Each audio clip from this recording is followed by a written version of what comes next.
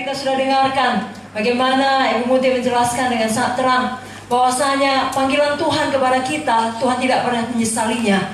Sejak awal ketika Tuhan menciptakan kita manusia, ada rencana Tuhan, ada panggilan Tuhan, ada maksud Tuhan. Amen. Yang pertama sekali Tuhan mau kita segambar dengan Dia, dipulihkan. Amen. Jadi mari kita terus bertumbuh secara rohani, bertambah dewasa, karakter Kristus menjadi milik kita. Dan kedua, Tuhan mau kita berkuasa selagi kita hidup di dunia ini. Walau hidup kita memang terbatas di dunia ini, tapi biarlah kita hidup selalu lebih dari pemenang. Berkuasa atas dosa, berkuasa atas semuanya kutuk. Kita betul-betul hidup sebagaimana yang Tuhan telah karuniakan kuasa melalui Roh Kudus-Nya bagi kita. Kita bisa menang. Kita pasti menang. Tuhan menjaminnya bagi kita. Yang ketiga tadi dikatakan dari Kejadian 1 ayat 26-28, kita harus memenuhi bumi.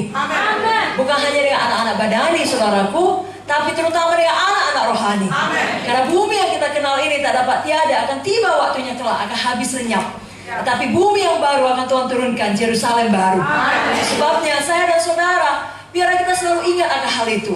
Ya, tidak terlalu attached dengan semua harta duniawi, karena seberapa banyak pun itu sementara. Kita adalah penata layanan yang baik, dan kita pakai semua kerajaan sorga. Kita mau memenuhi bumi dengan murid-murid kita, anak-anak rohani kita. Dan hari ini izinkan saya menyampaikan sedikit dari firman Tuhan, supaya hati kita selalu menyala untuk memiliki anak rohani, untuk memiliki murid rohani. Ya, karena kita sama-sama tahu kalau orang tua kita dipanggil Tuhan, meninggal dunia maksudnya, dia tidak membawa apapun kepada kehidupan kekal. Ya, bahkan bajunya pun tak bisa dibawanya, hartanya apalagi. Tetapi murid rohani kita, orang-orang yang kita selamatkan, dan orang-orang yang kita muridkan, itu kita bawa sampai pada kekekalan. Mereka lah mahkota kita untuk selama-lamanya. Itu sebabnya kalaupun ada kerinduan kita untuk hal-hal di dalam dunia yang fana ini, yang adalah baik, yang maksud kita, kiranya kita semakin diberkati untuk bisa memberkati.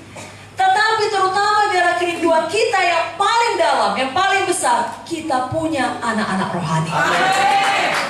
Kita punya murid-murid rohani. Ada seorang di Alkitab, saya bacakan dari 1 Samuel 1 ayat 2-7.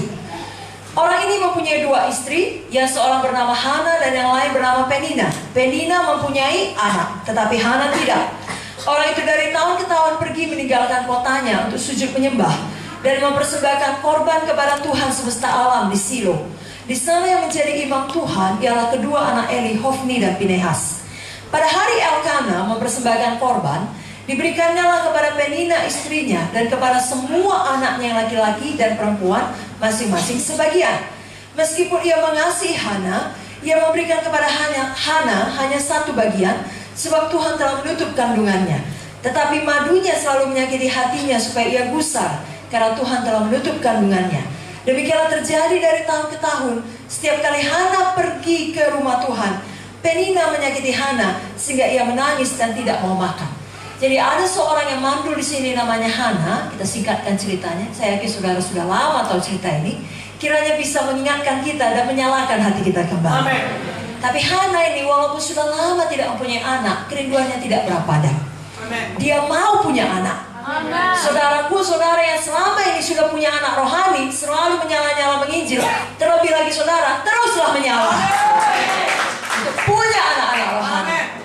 Karena di luar sana ada juga beberapa anak Tuhan atau bahkan hamba-hamba Tuhan sudah tidak lagi begitu menyala, doanya tidak lagi tertuju, terpusat untuk punya anak rohani, tidak lagi terpusat untuk memuridkan jiwa-jiwa, untuk menginjili jiwa-jiwa. Karena tadi kita sudah dengarkan dari Bu Muti, itulah perintah agung. Amin, saudara. Amen. Kenapa demikian? Mungkin karena begitu banyak masalah yang dialaminya di dalam pelayanan, di dalam keluarga, ya, dalam segala aspek lah kehidupan. Dan itu membuat dia jenuh melayani. Kalaupun dia masih melayani, itu hanya sebagai rutinitas saja, tapi tidak lagi berkobar. Atau sebaliknya, dia sudah begitu nyaman. Dia sudah diberkati, yang sakit sudah sembuh, yang tadinya bangkrut sudah mempunyai satu usaha. Atau kalau tadinya pendeta masih berjuang, sekarang sudah punya gedung yang cantik, jemaat yang setia. Kehidupan sudah begitu nyaman, lalu fokus kekekalan berubah menjadi fokus dunia ini. Ketenarankah, Ya, segala kesenangan duniawi kah, atau kekayaan harta materi, yang kalau itu saja sebenarnya itu bukan hal yang jahat. Tetapi kalau hal itu membuat kita kehilangan prioritas yang utama, kehilangan fokus kekekalan, maka itu bukan menjadi hal yang baik. Berkat yang tadinya dimaksudkan Tuhan betul-betul menjadi berkat bagi kita, ternyata menjadi kutuk. Kita tidak ada yang mau demikian. Berkat Tuhan betul-betul menjadi berkat bagi kita. Sehingga kesakitan pun yang kita alami, penderitaan pun yang kita alami, aniaya, tantangan kita alami, itu tidak meredupkan nyala api kita. Sebaliknya, diberkati pun kita, dilimpahi pun kita, dijawab semua doa kita, kenyamanan yang Tuhan karuniakan membuat kita semakin menyala-nyala. Yang keduanya tidak membuat kita kehilangan fokus kekekalan, tetapi tetap dalam hati kita ini seperti hati Yesus. Bukankah ada lagu yang selalu kita nyanyikan, berikanku hati seperti hatimu. Apa hati Yesus? 2 Petrus 3 mengatakan dia tidak gemar seorang pembinasa. Jadi kalau bisa kita katakan degup jantung Tuhan adalah jiwa-jiwa. Demikianlah degup jantung saudara. Jiwa-jiwa untuk diselamatkan, jiwa-jiwa untuk dikunjungi, jiwa-jiwa untuk dimuridkan. Anak-anak rohani, penuhi bumi dengan anak-anak rohani. Amin saudara. Jadi dari ayat yang kita baca tadi dalam buku 1 Samuel, kita tahu poin yang pertama, Hana tetap pergi ke rumah Tuhan. Artinya Hana tetap beribadah. Kalau kita mau tetap menyala-nyala melayani Tuhan, menyala-nyala untuk tetap punya anak rohani, jangan pernah tinggalkan ibadah. Amin. Sesibuk apapun, kalau perlu sesakit apapun, kalau masih bisa digotong, seperti firman Tuhan kemarin, digotong saja ke gereja. Amin. Lalu alami kesembuhan di gereja. Amin saudara. Makanya kalau saudara sudah dapat pekerjaan, kalau harus ibadah di luar kota pun, tetap ibadah di luar kota. Jangan sampai tidak beribadah. Amin. Apalagi kalau kita di dalam masalah, jangan kita justru menjauh dari ibadah, menjauh dari Tuhan. Yakobus 4 ayat 8 berkata, mendekatlah kepada Allah dan Ia akan mendekat kepadamu.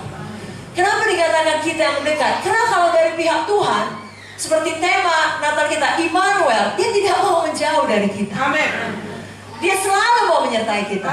Sebabnya adalah kita yang harus mendekat kepada Tuhan. Amin saudara.